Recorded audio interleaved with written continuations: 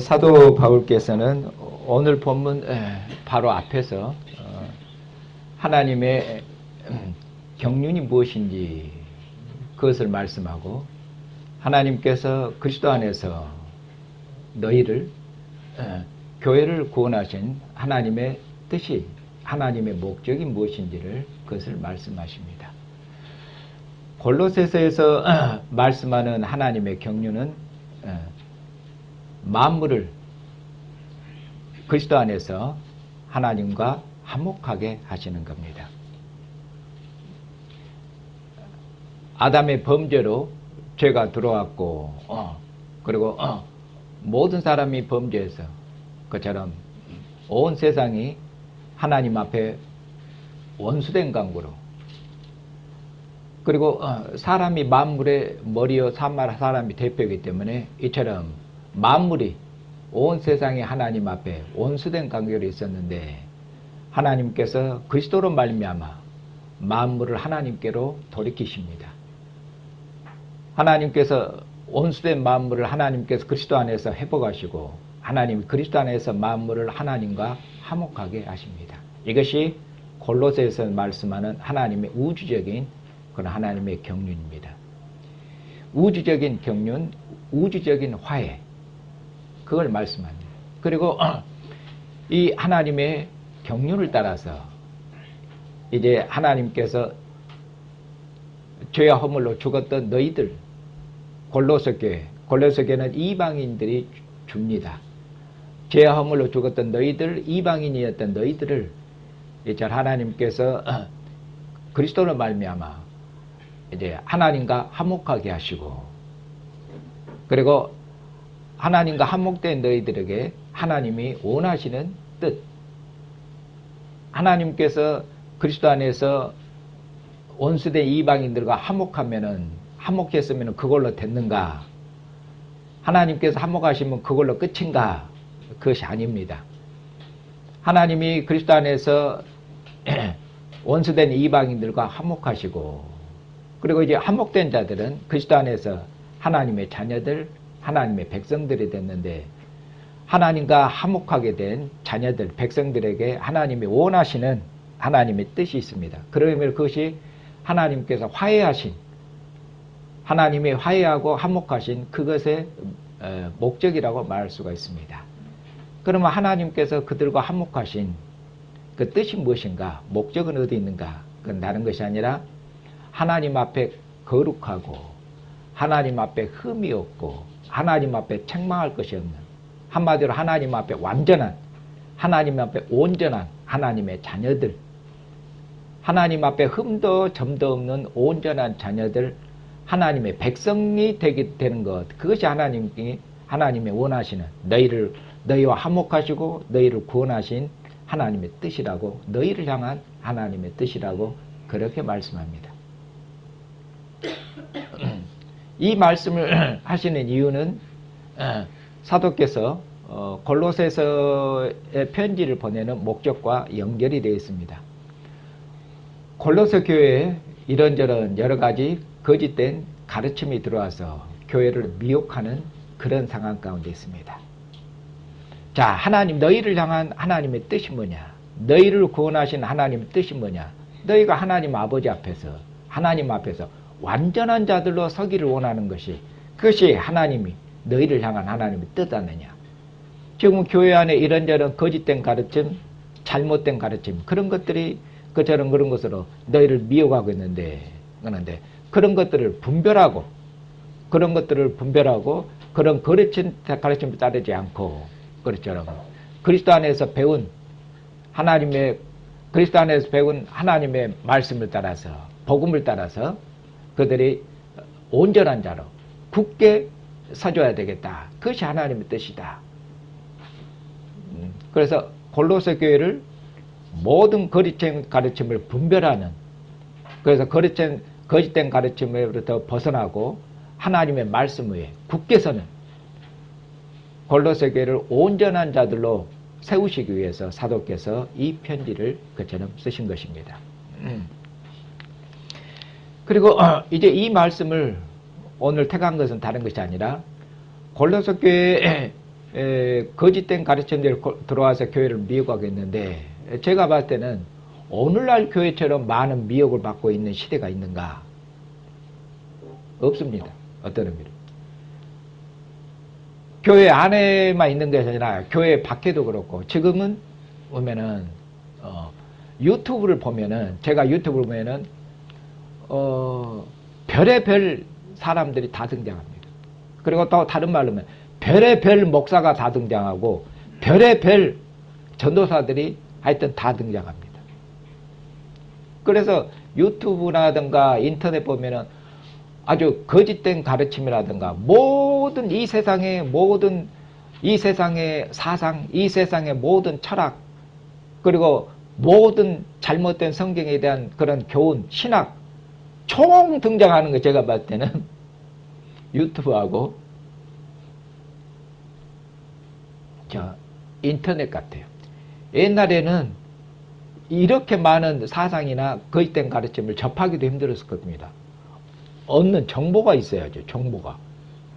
지금은 인터넷이고 유튜브고 정보가 완전히 이게 공개되어 있기 때문에, 옛날에는 그 목사님, 여러분 목사님 설교를 듣기도 힘들어요. 이게도 가고 저게도 가고 얼마나 힘듭니까? 근데 지금은 유튜브 들어가면은 수십 명, 수백 명의, 수천 명, 적어도 전 세계에 있는 목사님들 설교를, 신학자를 다 들어볼 수 있어요. 분별력이 없으면은 그러면 어떻게 되겠습니까?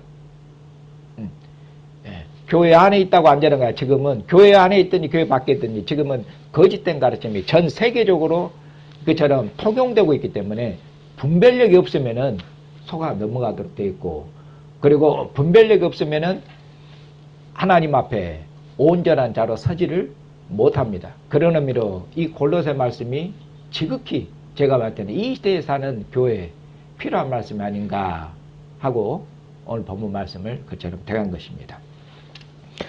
오늘 본문 말씀은 사도께서 교회를 위해서 얼마큼 애쓰고 얼마큼 수고하시고 얼마큼 고난을 받으시는지 그것을 말씀합니다.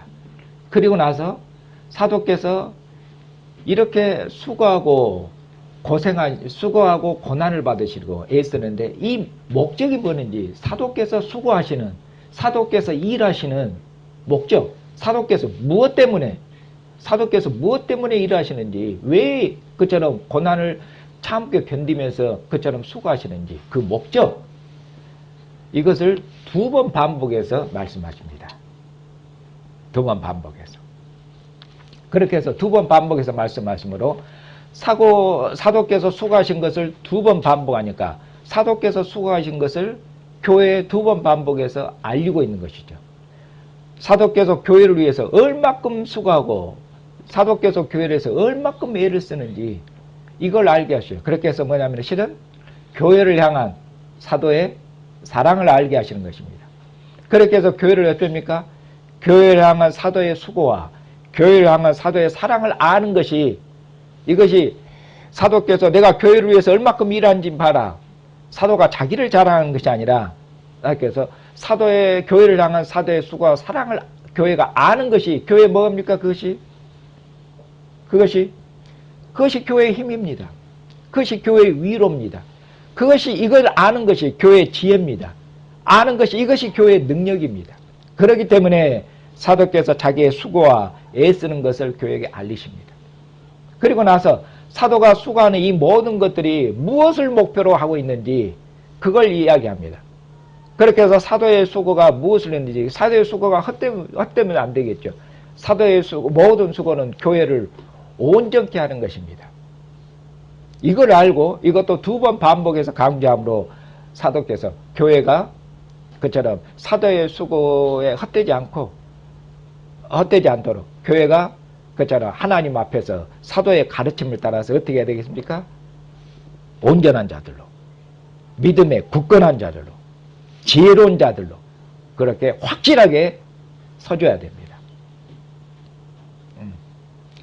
그 일을 위해서 지금 사도께서 두 번 이렇게 반복해서 말씀하십니다. 자, 먼저 그럼 사도께서 교회를 위해서 사도께서 얼마큼 수고하고 애쓰는지 어떻게 표현하십니까? 24절 보시면은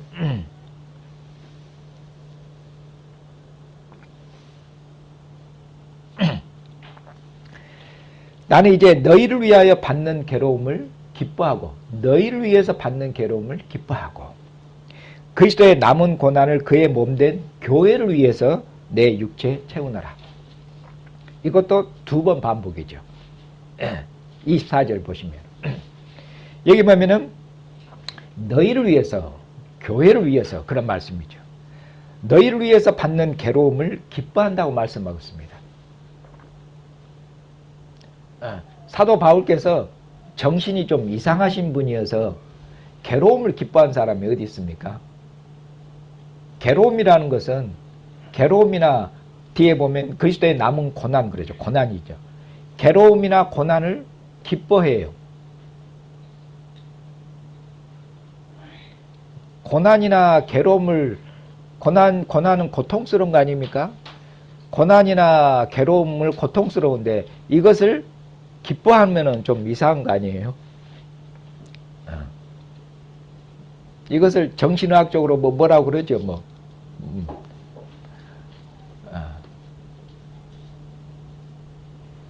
괴로움을 기뻐하고 즐겨하는 사람은 정신적으로 이상한 사람입니다. 그런데 사도께서 너희를 위해서 받는 괴로움을 기뻐한다 이렇게 말씀하고 있잖아요. 그것은 사도께서 정신적으로 좀 이상해서 그런 것이 아니라 그리고 고난을 받으면 기뻐하니까 고난을 받아도 얼굴로 스마일하고 해서 아 기쁘다 즐겁다 고난을 받으니까 기쁘고 즐겁다 막 이런다는 의미가 아니라 너희를 위해서 받는 고난을 기뻐한다는 건 무엇이냐면은 마치 예를 들면은 부모가 자식을 위해서 수고하죠. 힘들게 일하죠.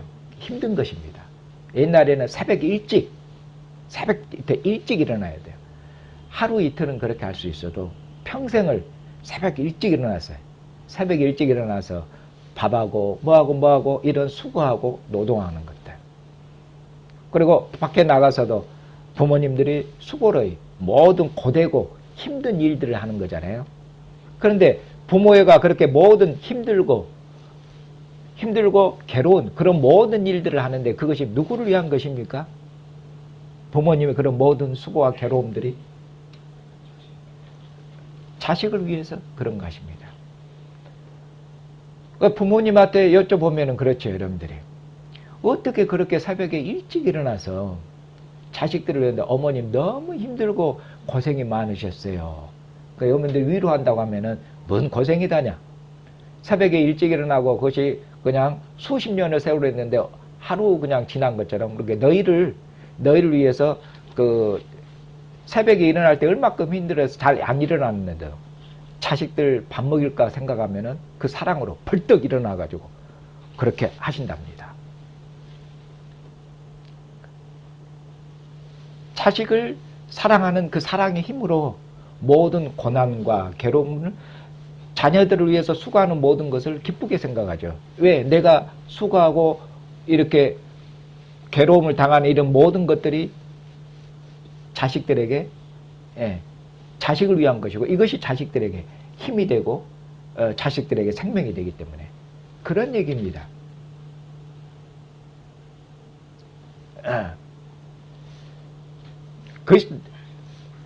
사도님의 모든 고난은 누구를 위한 것입니까? 교회를 위한 것이에요. 교회를 위해요. 그러면 사도는 왜 교회를 위해서 이처럼 고난을 받습니까? 교회를 위해서 고난을 기뻐하시잖아요. 왜? 다른 말로 하면 사도께서 교회를 위해서 이런 모든 수고하고 괴로움을 받는 것은 교회를 위한다, 교회를 사랑한다. 사도 바울께서 쓰신 다른 설명, 교회를 위해서는 내가 수고하고 이런 정도가 내 목숨까지도 내놓을 것이에요. 왜? 교회를 사랑하기 때문에 이렇게 말씀합니다. 교회를 위해서 모든 것을 자기 일생을 들여서 헌신해요. 그리고 거기서 더 나아가 보면은 그러면 사도께서는 왜 교회를 사랑하시는가? 언제 봤다고? 여기 보면은 얼굴을 안 보는 교회들도 사랑하셔요. 그렇게 말씀하시죠. 2장 1절 보시면은 내가 너희와 라오디게아에 있는 자들과 무릇 내 육신의 얼굴을 보지 못한 자들을 위하여 얼마나 힘쓰는지. 얼굴을 보지 못한 자들을 위해서도 사도께서 힘을 쓰셔요. 그들을 위해서 헌신하시고 사랑하셔요. 애를 쓰셔요. 그렇게 말씀하잖아요. 얼굴도 보지 못했는데 애를 쓰고 노력하셔요. 이게 쉽습니까? 왜 그러시죠? 얼굴 한 번 본 적도 없어. 얼굴 한 번도 본 적이 없다고. 그런데 그들을 위해서, 얼굴 한 번 본 적 없는 그들을 위해서 모든 수고와 노력과 헌신과 희생을 아끼지 않아요. 왜 그런 것일까요? 왜 그런 것이냐고요. 왜냐하면은 교회를 사랑하는데, 근데 한 발짝 더 나아가면 뭐냐면 그리스도를 사랑하기 때문에 그런 것입니다. 그리스도를 사랑하기 때문에 교회를 사랑하는 것입니다. 왜요? 교회를 뭐라고 사도께서 앞에서 말씀하냐면은 교회는 그리스도의 몸이니라 이렇게 말씀합니다. 교회는 그리스도의 몸이니라. 그리스도는 교회의 머리시고 교회는 그리스도의 몸이에요. 그러면은 몸하고 머리하고 따로따로입니까? 하나입니까? 머리하고 몸은 하나죠. 이처럼 그리스도하고 교회는 분리가 되질 않습니다. 그리스도가 분명히 머리시지만은 그리스도와 교회는 분리가 되지 않아요. 연합되어 있어요. 그리스도의 영광이 교회의 영광이에요. 그렇게 되어 있습니다. 그렇기 때문에 사도께서 그리스도를 사랑하시기 때문에 교회는 사도께서는 그리스도를 사랑하시고 그리고 교회는 그리스도의 기쁨이시며 교회는 그리스도의 영광이셔요. 교회는 그리스도의 자랑이셔요. 그렇기 때문에 어쩝니까?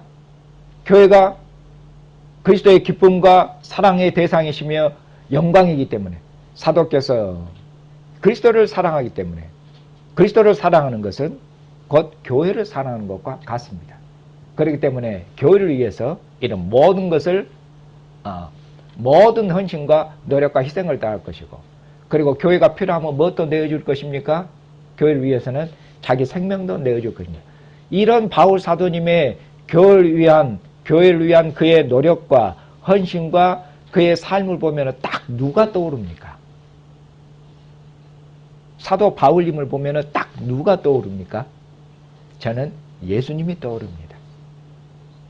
예수님께서 자기 백성들을 위해서 모든 고난을 받으시고 자기 백성들을 위해서 자기 생명을 내어주신 것처럼 그리스도를 본받은 사도께서 자기 백성들, 그리스도의 백성들, 교회를 그리스도의 사랑으로 품고 그리스도의 사랑으로 사랑하고 그리스도께서 교회를 위해서 자기 생명을 내어준 것처럼 사도 바울께서도 교회를 위해서 자기 생명을 내어줄 것입니다.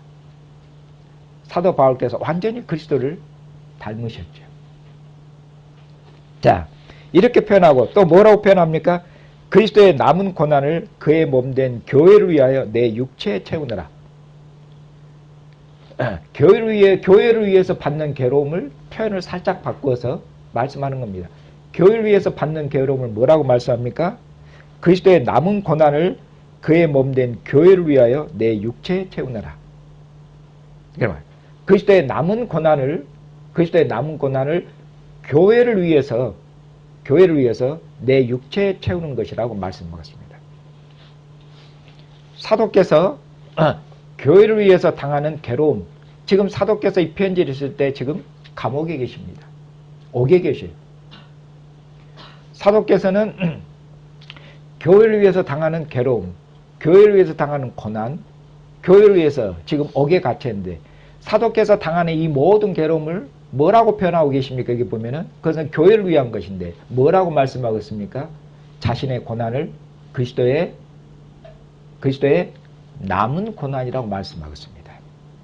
사랑하는 형제자매님, 이 말씀을 곰곰이 생각해 보십시오. 그리스도의 남은 고난이라고 말씀합니다. 그러면 자신의 고난이 곧 누구의 고난이라는 말씀입니까? 사도께서 그리스도의 고난하고 이꼬를 시키고 있는 거 아닙니까? 자신의 고난이 실은 그리스도의 고난, 그리스도의 고난이며 그리스도의 남은 고난을 채우는 것이라고 그렇게 말씀하고 있지 않습니까? 그럼 그리스도께서 이 땅에 사실 때 그리스도께서 받으신 고난이 부족해서 그것을 차근차근 채운다는 말씀인가? 아니죠. 그리스도께서 온전히 고난을 받으셨고 그리스도께서는 죽으심으로 교회를 위한 그 모든 고난을 그처럼 다 받으셨죠. 그러면 그리스도께 남아있는 고난은 무엇이라는 말씀인가? 이 말씀은 그건 다른 것이 아니라 그리스도께서 교회를 위해서 고난받으시고 그리스도께서 교회를 위해서 죽으셨어요. 그러면 그걸로 끝이신가? 그리스도께서는 이제 할 일 다 하시고 이제는 나는 졸업. 이제 예수님께서 이 땅에 오셔서 내가 교회를 위해서 고난을 받고 모든 어려움 중에 아버지께서 아버지의 모든 뜻을 십자가에 죽기까지 충성하셔서 그처럼 아버지의 뜻을 순종하심으로 모든 아버지의 뜻을 이루었기 때문에 이제 내가 할 일은 다 이제 끝났다. 이제 나한테 더 이상 짐을 지우지 말아라. 나는 내 할 일 다 끝났다. 그러면 예수님은 이제 아무 일도 안 하고 계시는가? 일을 다 하셨으니까 예수님의 지상생애가 땅에 계셨을 때 하신 일이 끝났다는 얘기입니다. 그러면 그 후에는요. 죽은 자 가운데서 부활하시고 그리고 하늘 보좌 우편에 앉으셨죠. 하늘 보좌 우편에 앉으셨고 그렇게 해서 그는 만물의 머리가 되셨다고 말씀하셨습니다. 만물의 머리가 되셨어요. 그러면은 만물의 머리가 되신 분, 교회의 머리가 되신, 만물의 머리가 되신 분이 교회의 머리셔요. 교회의 머리 되신 그리스도께서는 그러면 보좌 우편에 앉으신 이유로 그럼 뭐 하고 계시냐고요?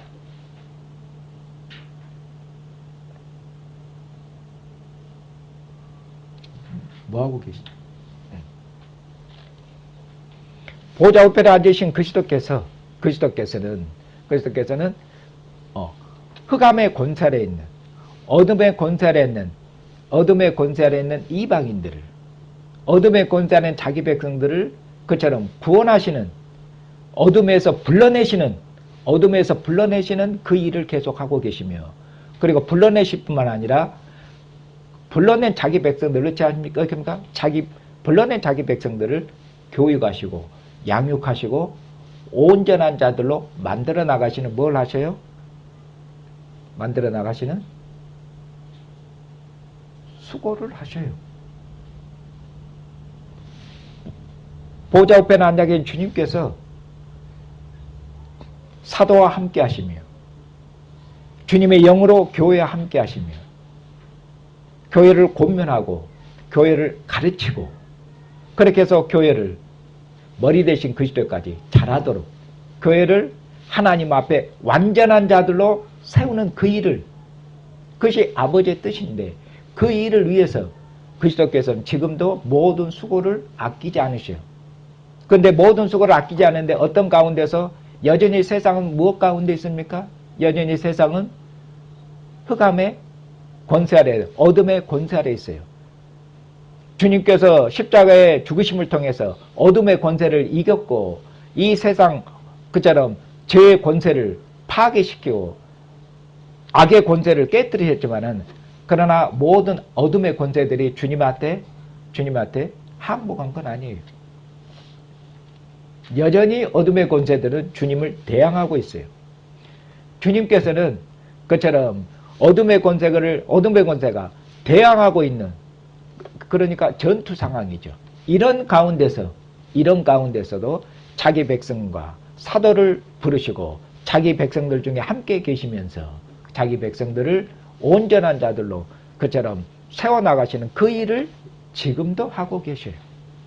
지금도 모든 수고를 다 하고 계셔요.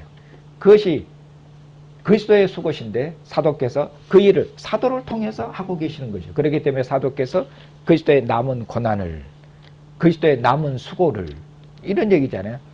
내 육체에 채우노라 이렇게 말씀하는 것이에요. 그리고 나서 이제 25절 이하에서는 그러면 사도께서 이런 수고를 하는 목적이 뭐냐고요. 교회를 위해서 이처럼 모든 수고와 노력을 헌신을 아끼지 않은데 이런 모든 목표가 무엇인가? 그런 자기의 사도직의 목적에 대해서 말씀합니다. 그리고 자기가 이 사도직을 무엇을 위해 받았는지도 말씀합니다. 바울 사도께서도 실은 뭡니까? 바울 사도도 이전에는 그도 흑암의 권세 아래 있어서 바울 사도 이전에는 그리스도의 원수로, 하나님의 원수로 그리스도를 대적하며 살았죠.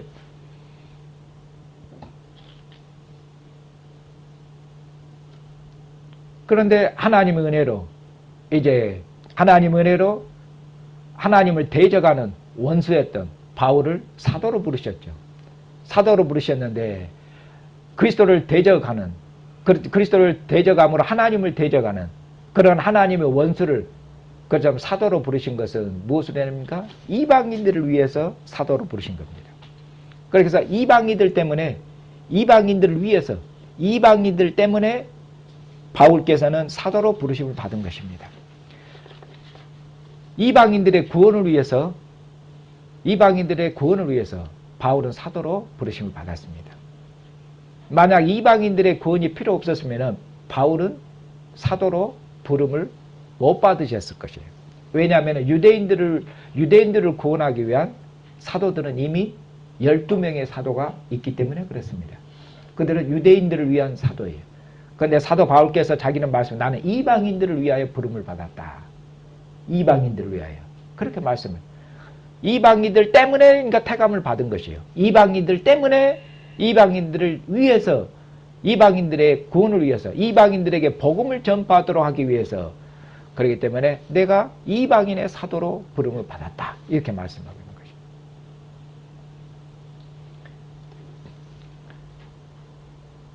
그러면은 이제 이방인들에게 사도께서 이방인을 위해서 부름을 받았는데, 그러면 사도께서 이방인들을 위해서 구체적으로 하시는 일이 뭐냐 그 말이에요. 그리고 그 일의 목적은 무엇이냐 그 말이에요. 그것을 25절 이하에서 말씀하는 것입니다. 내가 교회 일꾼이 됐는데 이렇게 말씀해요. 교회 일꾼, 교회 일꾼으로 부름을 받았어요. 교회 때문에 택함을 받았죠. 사도로. 하나님의 내게 주신 직분을 따라서 사도직이죠. 하나님의 말씀, 하나님의 경륜을 이루기 위함인데, 이 하나님의 경륜은 무엇인가? 26절. 이 비밀은 앞에 하나님의 말씀을 받는 것입니다. 하나님의 경륜, 하나님의 경륜의 말씀이에요. 이 비밀인데, 이 비밀이 뭐냐면은 만세와 만대로부터 감추어졌던 것인데 이제는 그의 성도들에게 나타났고, 하나님이 그들로 하여금 이 비밀의 영광이 이방인 가운데 얼마나 풍성한지를 알게 하려 하십니다. 이 비밀은 너희 안에 계신 그리스도시니 곧 영광의 소망이니라. 이것이 사도의 직무입니다. 사도의 직무는 다른 것이 아니라 여기 보니까 하나님의 비밀을 이방인들에게 알게 하는 것입니다. 이 하나님의 비밀은 뭐라고 말씀합니까? 이 하나님의 비밀은 만세와 만대로부터, 그 말이죠. 만세와 만대로부터 감추었던 것이에요. 그런데 뭡니까? 이 비밀이 감추어졌기 때문에, 감추어졌는데 이제 어쩝니까? 감추어졌던 비밀이 이제 그리스도 안에서 어쩝니까? 만세 전부터 만대로부터 감추었던 비밀이에요. 이것은 천사도 몰랐고 아무도 몰랐어요. 영원 전부터 하나님 안에 감추었던 그런 하나님의 비밀이에요. 만세 전부터 감추었던 하나님의 비밀, 그게요. 이 하나님의 비밀을 이제 하나님께서 알리셨어요. 이제 하나님의 비밀을 알리셔서 하나님의 비밀을 알게 하셔요. 이 하나님의 비밀을 하나님께서 그리스도를 통해서 하나님께서 사도에게 이 하나님의 비밀을 사도에게 알게 하셔요. 하나님의 비밀을 나타내셨다고 말씀합니다. 하나님의 비밀을 그리스도 안에서 종말에 이제 하나님께서 그리스도 안에서 이제 하나님께서 이 비밀을 이제 하나님이 나타내셨어요. 왜 나타내셨어요? 이제는 이방인들로 하나님의 비밀을 알도록, 하나님의 비밀을 이방인들이 알도록 하기 위해서 하나님 이 비밀을 나타내셨어요. 그리고 이 이방인들이 구체적으로 어떻게 하나님의 비밀을 아는가? 사도를 통해서 알아요. 그래서 하나님께서 이 하나님의 비밀을 이방인에게 알게 하시려고 나를 사도로 부르셨지 않냐. 사도직으로 부르셨다. 그러니까 그러니 사도의 직무가 뭡니까? 하나님의 비밀을 알게 하시는 것이에요.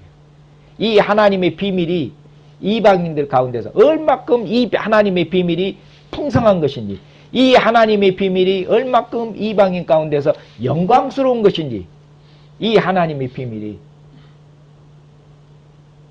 더 나아가면 이 하나님의 비밀이 얼마큼 하나님의 비밀이 탁월한 하나님의 지혜며, 이 하나님의 비밀이 하나님의 지혜입니다. 이 하나님의 비밀이 하나님의 능력입니다. 이 하나님의 비밀이 하나님의 영광입니다. 그것을 이방인들로 알도록 하기 위해서 사도로 부름을 받았지 않느냐. 그렇게 말씀합니다. 그래서 뭡니까? 사도께서 사도의 이 직무를 따라서 이 하나님의 비밀을 이방인들에게 알리고, 그렇죠. 하나님의 비밀을 이방인들 알려면 어떻게 해야 되겠습니까? 사도께서 이야기를 해야 되죠. 전파하고 선포하고 그래야 되죠. 전파하고 선포하고 그리고 가르쳐야 되죠. 확실히 알도록 전파한 것을, 선포한 것을 확실히 알도록 가르쳐야 될 거 아닙니까? 그것이 사도의 직무예요. 그러면 하나님의 비밀은 무엇인가? 하나님의 비밀을 뭐라고 말씀하고 있습니까? 27절. 이 비밀은 너희 안에 계신 그리스도시니 곧 영광의 소망이시니라. 만세 전부터, 만세와 만대로부터 감추었던 하나님의 비밀이 뭔가? 그리스도라고 말씀합니다. 그리스도인데 너희 안에 계신 그리스도시니라. 그리스도께서 너희 안에 계신다. 어떻게? 구체적으로 그리스도의 영으로, 성령으로 교회 안에, 너희 안에 계시죠. 그리스도가 하나님의 비밀이라고 말씀하고 있습니다. 사랑하는 형제자매님, 그리스도가 왜 하나님의 비밀입니까? 그리스도가 하나님의 지혜입니다. 왜 그리스도가 하나님의 지혜입니까? 그리스도가 하나님의 능력입니다. 그리스도가 왜 하나님의 능력입니까?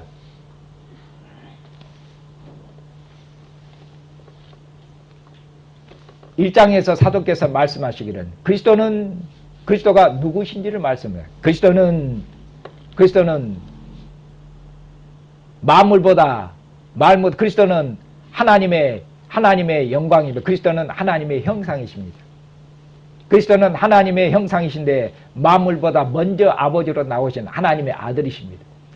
하나님께서는 이 아들을 통해서 만물을 지으셨습니다.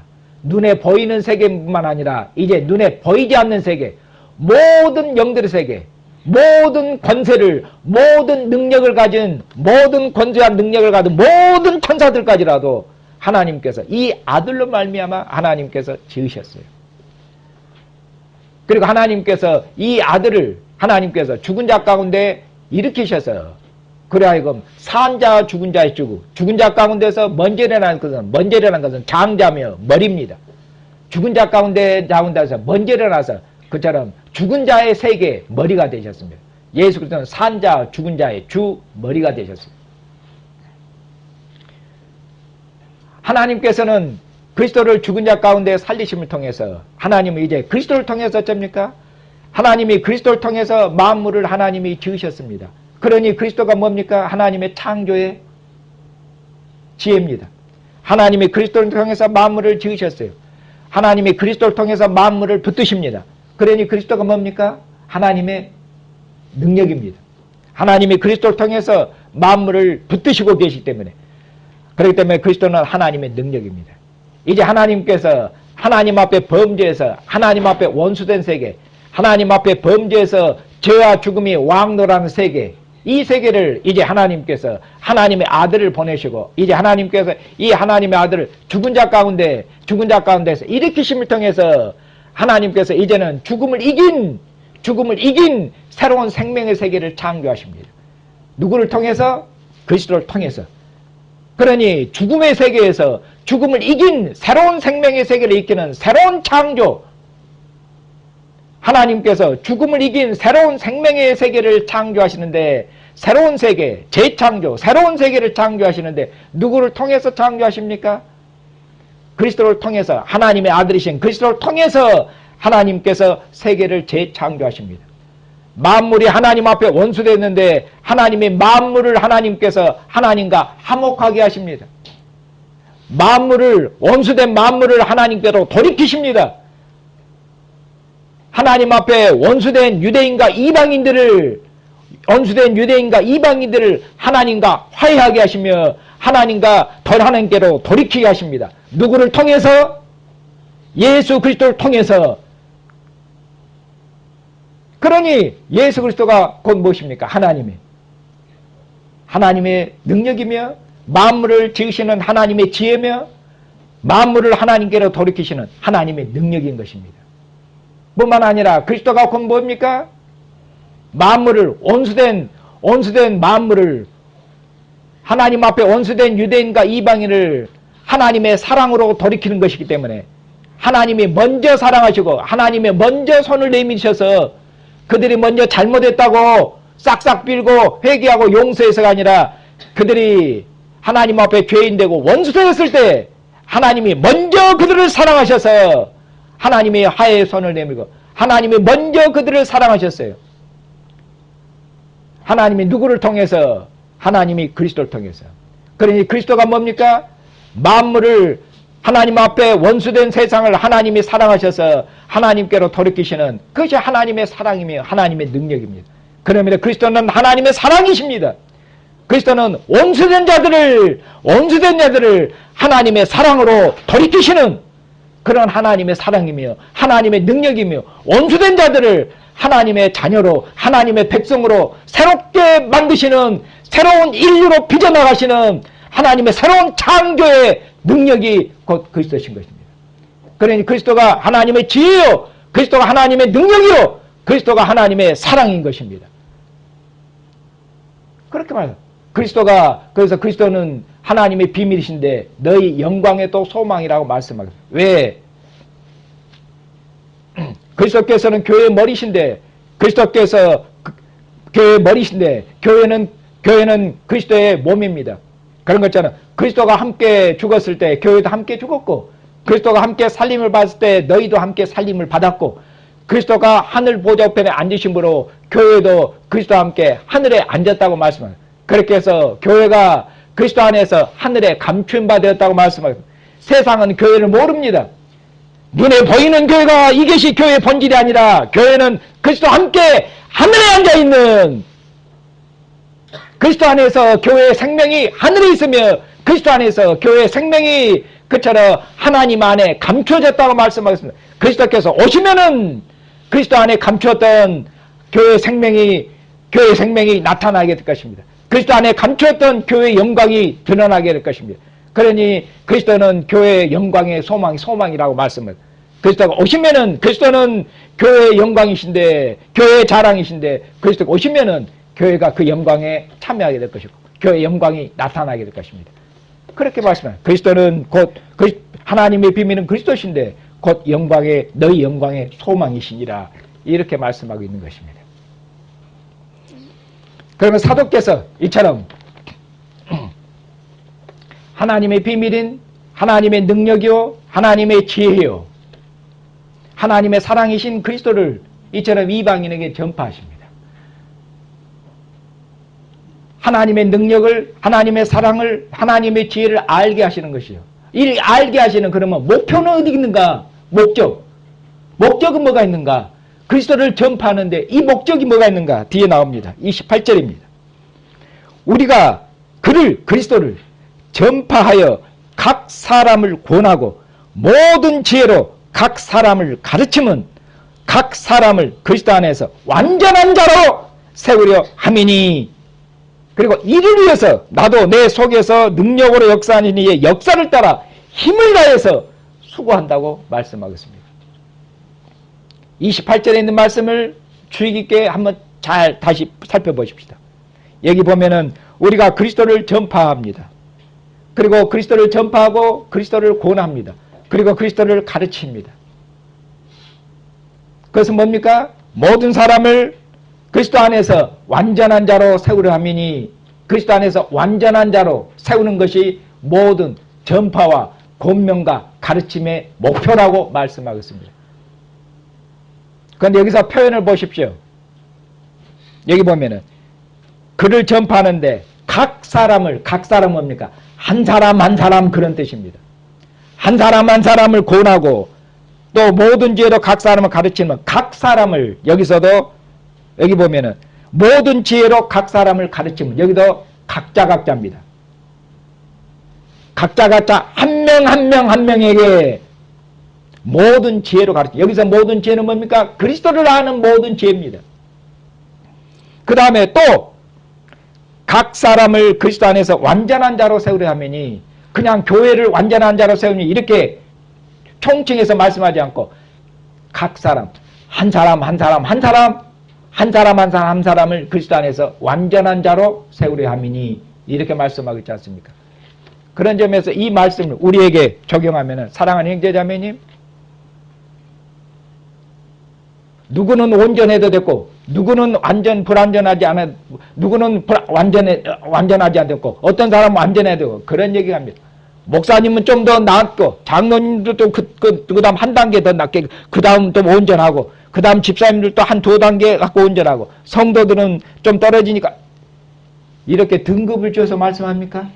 아닙니다. 사도께서 말씀하시기를 모든 사람 한 명 빠짐없이 그 누구도 예외 없이 다 한 명 한 명을 가르치고 전파하고 그리스도를 권면하고 이런 것은 한 명을 완전한 자로 세우려 함이니라. 여기서 완전하다 하면 무엇입니까? 그리스도 안에서 완전한 사람이에요.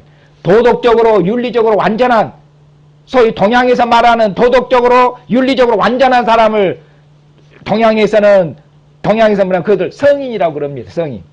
도덕적으로 윤리적으로 그리고 완전한 성인이 되려고 하는 것이 아니라 여기서 그리스도 안에서 완전한 자들, 그리스도의 백성으로서 완전한 자들, 그리스도 예수 안에서 하나님의 자녀로서 온전한 자들, 그리스도 예수 안에서 하나님의 백성으로서 온전한 자들, 하나님의 자녀로서 하나님의 백성으로서 그리스도께 속한 백성으로서 온전한 자들이 되도록 하기 위함이다. 그렇게 말씀하겠습니다.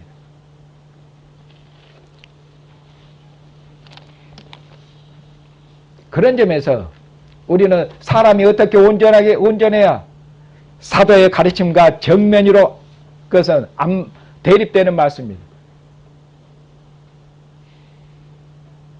우리가 피조물인데 어떻게 하나님 앞에 온전하냐? 피조물로서 온전하는 것이 아니라 도덕적으로 윤리적으로 온전한 것이 아니라 자녀로서 온전하라는 말씀이에요. 아내가 남편에게 요구하는 것이 훌륭한 사람이 되는 것이 아니라 당신은 내 아내니까 내 아내로서 온전하면 되는 것이에요. 아내로서 온전한 걸 할 수 있는 것이에요. 그걸 말씀하는 것이에요. 사도께서. 그런 점에서 이것은 누구도 예외가 없기 때문에 누구도 예외 없어요. 그리스도 안에서 어떻게 나 같은 것이 어떻게 사람이 온전해요. 그런 말씀은 여기 골로새 말하면 그것은 여기 말하면 그것이 교회 안에 들어와 있는 뭡니까? 그리고 자기 안에 들어와 있는 우리 자신 안에 들어와 있는 그것이 거짓된 가르침이에요. 그것이 교회 안에 들어간 거고 유행하는 가르침이에요. 하나님께서 우리에게 완전한 자로 하나님의 완전한 자녀가 되기를 원해요. 그것을 위해서 하나님이 그리스도를 보내셨고 그리스도를 십자가에 내셨고 그리스도를 말미암아 우리를 원수된 우리를 용서하셨고 그 원수된 우리들과 하나님이 화목하셨어요. 하나님 앞에 흠도 점도 없는 하나님의 온전한 자녀들로 세우시기 위해서 하나님의 온전한 자녀들로 만드시기 위해서 그러니 우리는 하나님의 온전한 자녀가 되어야 됩니다. 누구도 빠짐없이 예외 없이 하나님의 온전한 자녀들이 되어야 됩니다. 그러면 하나님의 온전한 자녀들은 어떻게 되는가? 그건 뒤에서 말씀합니다. 어떻게? 자, 그리고 나서 2장 이제 2절에서는 사도께서 이런 모든 노력과 수고를 하시는데 무엇을 위한 것인지 수고를 말씀하고 그리고 왜 이것을 말씀하죠? 내가 너희와 골로새 교회입니다. 라오디가에 있는 자들과 라오디아 교회입니다. 예, 라오디게 교회가 여기도 골레스나 라오디게나 소아시아 지역에 있는 교회들입니다. 소아시아 지역에. 예. 너희와 라오디게에 있는 자들과 무릇 내 육신의 얼굴을 보지 못한 자들을 위해서 내가 얼마나 힘쓰는지를 너희가 알기를 원한다. 왜 알기를 원하느냐? 2절입니다. 그들로 마음의 위로를 받고 사랑 안에서 연합하여 확실한 이의 모든 풍성함과 하나님의 비밀인 그리스도를 깨닫게 하려 합니다. 이렇게 말씀합니다. 사도께서 골로새 교회, 라오디게 교회, 그리고 사도의 얼굴을 모르는 그런 자들, 교회를 위해서, 사도께서 교회를 위해서 얼마큼 수고하고 노력하고 애쓰는지, 고군분투하시는지 그것을 너희가 알기를 원하더라. 너희를 위한 사도의 헌신, 너희를 위한 사도의 사랑을 알기를 원하노라. 그렇게 해서 사도께서 얼마큼 교회를 사랑하시는지 사도의 사랑을 알고 어떻게 하라고 교회예요? 골로새 교회예요. 교회를 향한 사도님의 사랑을 알고 골로새 교회 어떻게 해라? 이 사도의 사랑으로 위로를 받아라. 이 사도님의 사랑을 알고 힘을 내라. 그리고 이 사도님의 사랑을 알고 교회를 향한 사도님의 진실된 사랑을 알고 사도님을 어떻게 해라? 사도님을 사랑하고 사도님을 신뢰해라. 사도님을 존경해라. 그렇게 해서 사도의 가르침을 사도가 가르친 복음을 붙들으라고 말씀하고 있는 것이죠. 사도를 사랑하고 사도를 존경하는 것은 사도의 가르침에 복종하는 것이며 사도의 가르침을 붙드는 것이 사도님을 존경하는 거, 사랑하는 거 아니겠습니까? 그래서 2절에 그들로 너희로 마음의 위안을 받도록 골로새 교회뿐 아니라 모든 교회가 위로를 받고 그리고 사랑 안에서 사도님과 교회가 사랑으로 연합돼서 서로 사랑으로 연합돼야 됩니다. 그렇게 해서 뒤에 보면은 확실한 이의 모든 풍성함과 확실한 이의 모든 풍성함 말이 어렵죠. 확실한 이의 모든 풍성함인데 무엇을 확실한 이해하는 거예요? 무엇을 확실하게 이해하고 그 이해한 것이 풍성해요. 그 뒤에 나오는 말씀입니다. 반복법입니다. 하나님의 비밀인 그리스도를 깨닫게 합니다. 사랑으로 연합해서 하나님의 비밀은 무엇을? 그리스도를 깨닫는 것이 그리스도를 깨닫고 확실한 이해에 이르는 것, 그리스도를 깨달아서 풍성함에 이르는 것. 사도는 무엇을 전하며 무엇을 가르쳤다고 말씀하고 있습니까?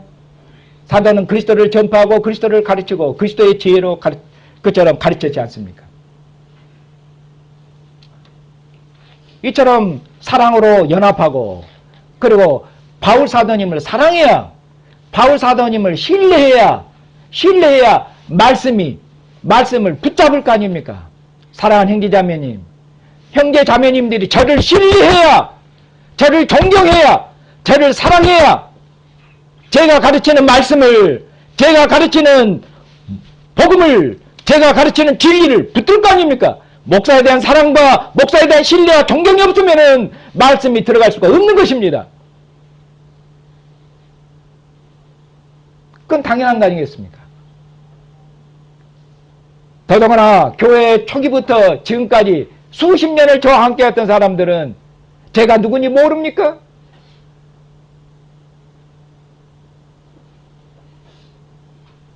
저 처음부터 하겠다면 저를 더 확실히 신뢰하고 더 믿어줘야 될 거 아닙니까?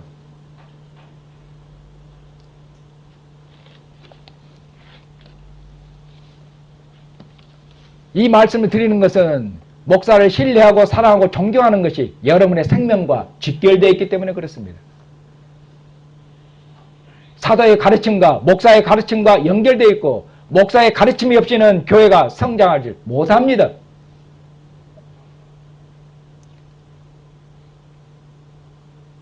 그리스도를 깨닫게 하려는데 왜 이처럼 그리스도를 깨닫게 하는가? 3절 그 안에는 지혜와 지식의 모든 보화가 감춰야 되니라. 여기서 지혜와 지식은 때로 구별다르지만 여기서는 지혜와 지식은 같은 말씀입니다. 지식은 단순히 아는 것이고 그 다음에 지혜는 그 지식을 응용하는 모든 지식을 그처럼 통찰하는 통합하는 어떤 원리, 지혜 그런 구분도 하지만 여기서는 반복법으로서 지혜와 지식이 모든 것들이 모든 보화가 감춰지는 어디 안에? 지혜와 지식이 모든 보화가 그리스도 안에 감춰져. 그러니 뭡니까? 그리스도를 알면 어떻게 된다는 말씀입니까? 그리스도를 알면은 지혜로워집니다. 그리스도를 알면 어쩝니까? 지식이 넘칩니다. 그렇게 말씀하겠어요.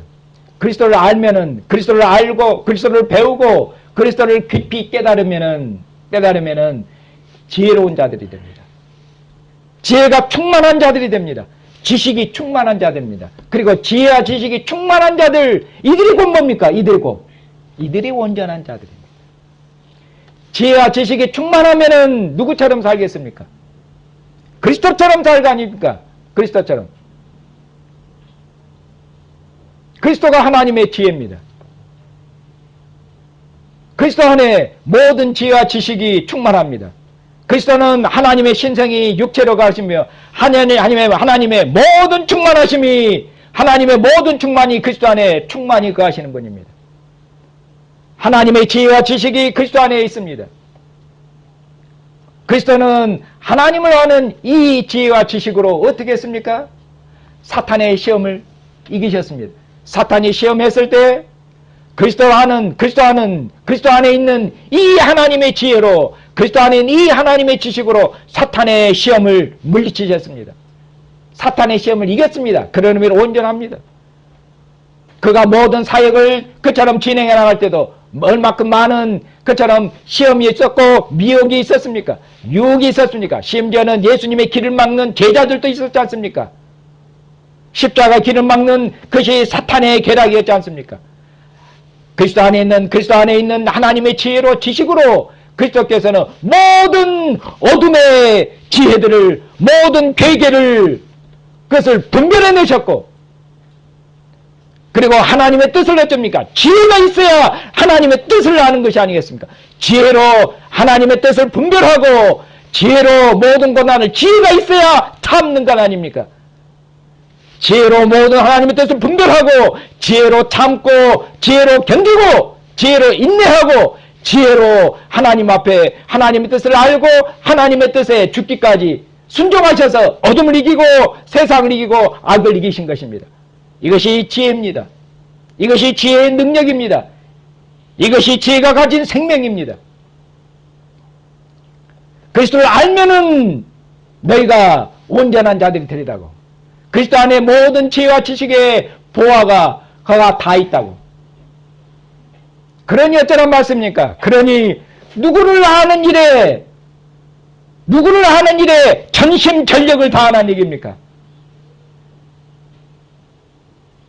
지식이 충만해지려고, 지혜가 충만해지려고 다른 어떤 것을 추구하는 것은 아니라 그리스도를 떠나서 다른 것을 추구하는 게 아니라 오직 누구를 추구하라? 오직 그리스도를 추구하라. 그리스도 안에 모든 하나님의 지혜와 모든 그처럼 지식이 다 들어있느니라. 그리스도를 알면 지혜로워지며 그리스도를 알면 능력이 있게 되는 것이며 그리스도를 알면 그리스도를 닮도록 되어 있는 것이라고. 그렇게 말씀을. 그런데 이제 골로새에 들어있는 거짓 교사들이 흔듭니다. 예수 그리스도를 믿고 예수 그리스도를 아는 것은 그건 어쩝니까? 예수 그리스도를 믿고 누구나 다 그것은 예수 믿는 것은 기본 아니냐. 예수 그리스도를 아는 것은 예수 그리스도가 우리의 구주고 그 아는 것은 그건 초보적인 거 아니냐.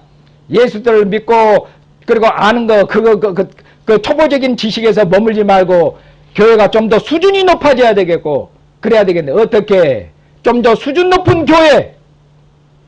교회가 좀 수준 높은 교회가 되겠는데 어떻게 돼야 되겠습니까? 수준 높은 교회가 돼요. 어떤 그러면 수준 높은 교회인데요? 예수님을 믿고 아는 것은 그것은 뭐니까 초보적인 신자예요. 좀 더 수준이 높고 능력 있는 신자예요. 어떻게 해야 돼? 하나님 앞에 많이 기도를 해서 능력을 받아야 돼요. 능력 있는 성도가 돼야 돼요. 금식을 많이 해야 돼요. 능력 있는 신자가 돼야 돼요. 방언도 하고 통역도 하고 이것은 기도를 많이 하지 말라는 그런 얘기도 아니에요. 방언도 통역도 하나님이 주시는 은사의 선물이에요. 그런데 방언을 해야 능력 있는 신자, 방언을 해야 통역을 해야 한 단계 수준 높은 신자. 사도께서는 골로새서에서 다른 서신에서 그런 말을 절대로 한 적이 없습니다. 꿈을 꾸고 기도하면 어떤 환상을 봐야 능력 있는 신자, 한 단계 수준 높은 신자, 그걸 말씀하고 있지 않습니까? 그리고 성령으로 세례를 받아야, 성령으로 세례를 받고 예수 믿는 것과는 부족하고 성령으로 세례받고 하나님으로부터 능력을 그처럼 입어야 그 다음부터는 모든 일이, 신앙생활도 그렇고 모든 일이 술술술 잘 풀린 것이라고. 믿는 자에게는 능치 못함이 없는데 하나님으로부터 능력을 받아야 능치 못함이 없는 것이야. 사랑하는 형제자매니 이것이 어둠이며 이것이 세상의 강교한 어둠의 지혜입니다. 이것을 분별하라고. 이것이 말도 안 되는 것은 지금 사도께서 사도께서 골로새 교회 앞에 자기를 자랑하는데, 어떤 의미로 자기의 사도직을 말하는데, 사도됨의 표지는 뭡니까? 사도께서 길을 처음 시작할 때 뭐라고 말씀합니까? 사도께서 교회를 위해서 얼마큼 많은 고난을 받는지, 교회를 위해서 얼마큼 많은 괴로움을 받는지 지금도 교회를 위해서 옥에 갇혀 있습니다. 무슨 만사 형통입니까? 바울 사도께서 능력이 없어서 수준 낮은 신자에서 지금 만사 형통이 안 되고, 사도께서 얼마큼 많은 고난을 받고 얼마만큼 애를 쓰며 얼마큼 많은 괴로움을 당하고 있는지, 사도가 능력이 없습니까? 사도께서는 아니다. 교회를 위해서 받는 이 고난이 능력이다. 사도께서는 우리가 생각하는 능력과는 전혀 다른, 교회를 위해서 고난을 받는 것, 교회를 위해서 참는 것, 모든 고난과 모든 어려움과 모든 괴로움을 참아내는 이런 것, 이 능력, 이 지혜, 이것이 그리스도를 아는 지혜와 능력이다. 그리스도께서 자기 백성을 위해서 모든 고난을 참고 견디는 것이 그리스도의 지혜며 그리스도의 능력인 것처럼, 교회를 위해서 모든 것을 참고 모든 것을 견디며, 교회를 위해서 모든 것을 희생하고 교회를 위해서 모든 것을 헌신하며, 교회를 위해서 모든 고난과 교회를 위해서 모든 괴로움을 당하는 것, 그것이 교회의 능력이라고 사도께서는 역설적으로 말씀하고 있는 것입니다. 그리스도의 능력이 그 안에 있는 것입니다. 그것이 그리스도를 닮는 것입니다. 사랑하는 형제자매님, 교회가 능력 있는 교회, 수준 높은 교회는 뭐 다른 것이 아니라, 요새 교회를 보면은 교양을 가르치는 것인지 자기가 경험해서 깨달은 것, 그것은 불교에 가면은 널렸어. 이 강단은 무슨 교양을 강조하는 것이 아니에요. 하나님의 말씀을 전하는 것이, 전파하는 것이지. 요새 교회에 그리스도가 없습니다. 왜? 그리스도를 아는 것은 초보적이고 1단계예요. 그 다음에는 수준 높은 신자가 되려면은 세상의 교양, 그런 것들로 채워야 돼요. 그러나 사도 바울께서는 뭐라고 말씀합니까? 그리스도 안에 모든 지혜와 지식의 보화가 거기 다 들어있느니라. 교회를 지혜롭게 하는 것은, 교회를 능력 있게 하는 것은 그리스도를 깨닫고 그리스도를 알므로 교회가 능력 있게 되며, 교회가 거룩하게 되며, 교회가 힘있게 되며, 교회가 굳세게 되는 것이지 다른 무엇이 없는 것이죠. 그리스도 외에 다른 터가 없습니다. 그리스도 외에 다른 근무도 없습니다. 사랑하는 형제자매님, 교회가 그리스도를 아는 것 외에 교회를 온전케 하고, 교회를 능력 있게 하고, 교회를 힘있게 하고, 교회를 굳세게 하고, 교회를 강하게 하는 다른 것이 있었으면은, 제가 그것을 알았으면은 교회에게 가르쳤을 것입니다. 그러나 사랑하는 자매님, 그처럼 그리스도를 알고 그리스도를 깨닫게 하고 그리스도를 깊이 알게 하는 것, 이거 외에는 교회를 새롭게 하고 교회를 능력 있게 하고 교회를 온전케 하는 다른 방법은 없습니다. 이런저런 교회 프로그램들이 교회를 온전케 만드는 것, 그것은 가짜 그리스도인들을, 폼 있는 그리스도인들, 형식적인 그리스도인들을 만들어낼 뿐이에요. 오직 그리스도를 알고 그리스도를 가르쳐서 그리스도를 깊이 알도록, 그리스도가 교회의 전부이기 때문에 그런 것입니다. 그러니 사랑하는 자매님, 제가 이제까지 그리스도 외에는 가르쳐 본 적이 없는 것입니다. 저에게 다른 것을 요구하거나 다른 것을 가르쳐 달라고 그렇게 요구하셔도 안 됩니다. 교회를 온전하고 굳게 하고 세우는 것은 그리스도뿐이시 되어 그렇습니다. 내 안에 있는 어둠도 분별하는 것, 우리 자신들도 어떻게 보면 이 세상에 살면서 이 세상의 문화, 이 세상의 정신, 나도 모르게 이 세상의 철학, 이 세상의 그처럼 이 세상의 주요 사상들 그런 것에 많이 물들었고 여러분들이 유튜브나 인터넷에서 수없이 많은 어떤 의미로 우리 목사님만 목사인가 유튜브가 보면 수많은 목사들이 있고 수많은 신학 교수들이 있고 수많은 성경을 가르치는 선생들이 있는데 잘 분별하셔야 됩니다.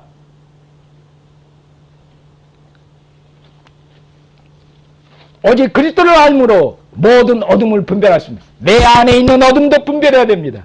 내 안에 있는 어둠도 내 바깥에 있는 어둠도 교회 안에 있는 어둠도 모든 어둠을 그리스도를 아는 지혜로 그리스도를 아는 지식으로 분별해야 됩니다.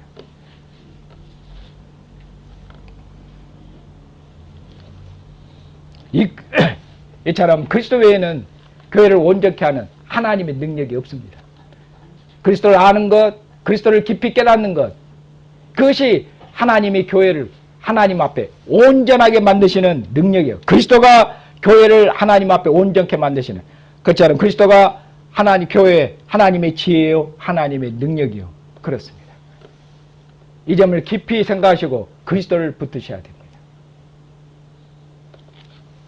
그런 사랑하는 형제 자매님, 그리스도를 알고 그리스도를 배우는 일에 있어서 이처럼 그리스도를 깨닫고 그리스도를 아는 것이 우리의 힘이며 우리의 지혜고 우리의 능력이며 우리의 거룩함이고 이것이 우리의 온전하기 때문에 사랑하는 형제 자매님, 올 한 해도 그리스도를 아는 일을 어떻게 해야 되겠습니까? 그리스도를 아는 일에 전심 전력을 다하셔야 됩니다. 모든 힘을 다하셔야 됩니다. 저도 더 그리스도를 가르치는 일에 전심 전력을 다해야 됩니다. 이거 외에는 방법이 없기 때문에 그렇습니다. 이제까지 그리스도를 가르쳤는데도 교회에 무슨 열매가 있냐? 그리스도를 안 그것은 그리스도를 가르쳐서 문제가 아니라 성경은 그리스도가 그처럼 교회를 굳세게 하는 거라 말합니다. 그리스도를 아는데 그 아는 것이 그리스도를 생명으로 받고 있는 것인지 이론적으로 알고 있는지 그 아는 것도 점검을 해야 합니다. 세상적인 알민지 성경에서 말하는 알민지 아버지를 아는 것이 이론적입니까? 아버지를 아는 것은 사랑에 걸리며 자기 생명이 걸려있고 목숨이 걸려있는 것입니다. 자기의 전부가 걸려있는 것이에요.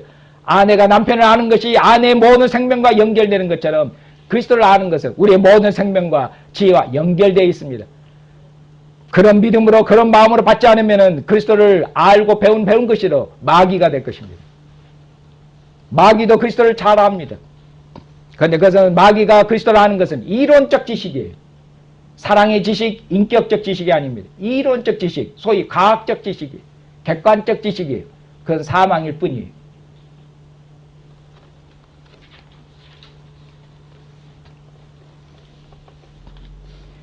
주님을 알고 그처럼 배우는 일에서 사랑하는 자매님, 목사와 어떻게 해야 됩니까? 목사를 신뢰하고 그리고 목사하고 보조를 맞춰줘야 될 거 아닙니까?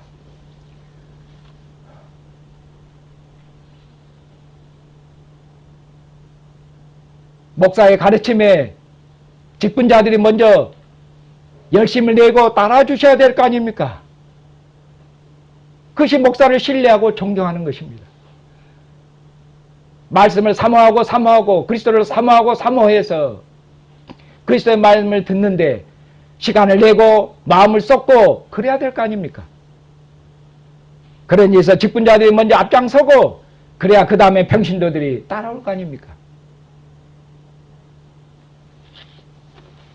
그런 일에 있어서 저와 함께 그리스도를 아는 일에 마음을 같이 하고 그리스도를 알고 그리스도를 배우고 그리스도를 닮은 일에 올 한 해도 전심전력을 다하고 믿는 자들이 모든 자들이 앞장서서 모든 성도들의 본이 되고 그리고 그리스도를 아는 이 지혜와 지식으로 굳게 서서 그리스도 아는 지혜로 모든 것을 분별해서 하나님의 뜻에 순종해서 범사에 하나님을 기쁘시게 하는 하나님이 기뻐하는 자녀들로 하나님 보시기에 온전한 자녀들로 사시는 형제와 자매가 되시기를 주님의 이름으로 축복합니다.